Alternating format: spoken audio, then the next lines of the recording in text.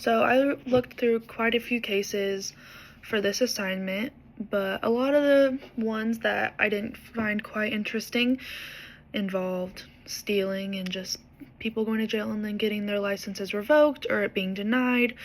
So I wanted to look at cases that had their license revoked to see, because those were going to be the more severe cases and more interesting to me. So 2 cases specifically stood out to me, and both these teachers did get their licenses revoked. Both were very deserving, in my opinion, of having their licenses revoked because they made very bad judgment decisions, and they made decisions that should not have ever even crossed their mind. So the first one that I chose was Mr. Trenton Banning. He was a 7th to 12th grade social studies teacher after graduating from Pittsburg State University in 2017. This all happened in 2020, and he had been warned about having students on social media, as it was just one of the policies at their school, and he did get caught having multiple students on his social media platforms.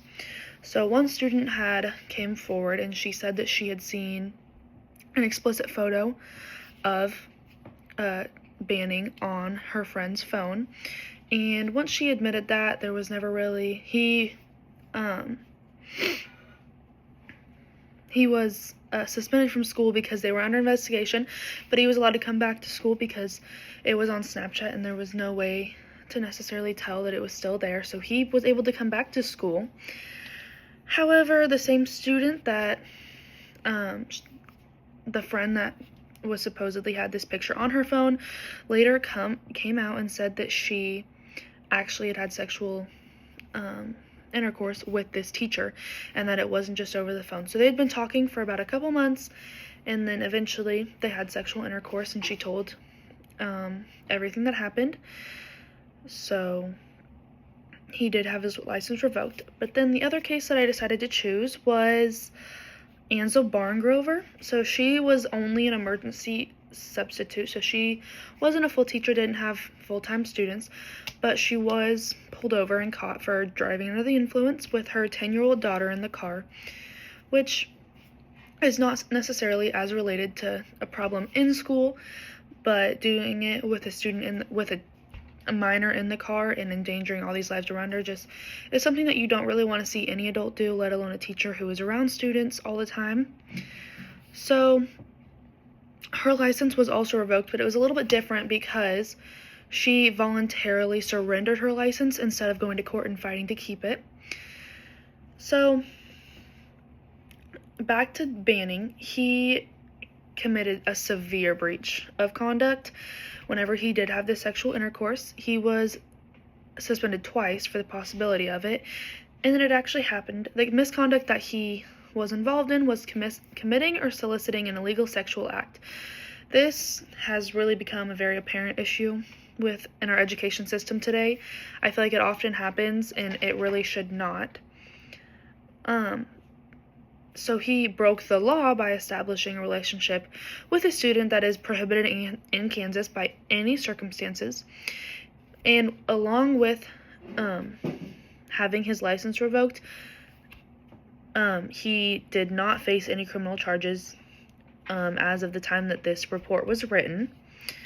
So he did not go through any of the legal system. So Barngrover also committed a very severe breach of conduct. She participated in driving under the influence while having her child in the car. She was pulled over, and when she had to blow for the breathalyzer, she blew over the legally allowed limit of 0.08. So the misconduct that she committed was committing any act of cruelty to children or any act of child endangerment. She also committed the misconduct of performing any crime in the presence of a minor. So the difference in her case, like I said, was her voluntarily surrendering her license, and she did have to face the law in Kansas for driving under the influence and face those penalties. So these teachers should have acted in a very different way. Obviously, Banning should have never, ever, ever initiated any kind of relationship that was not professional with any of his students, and he should never see a student more than just a student. So And then Barngrover should have never been in the driver's seat after consuming any substances at all, especially with a minor with her. Not only is she risking the minor's life and her life, she's also risking the life of every single person she encounters on the road. So obviously she should just never get behind the wheel whenever she's under the influence.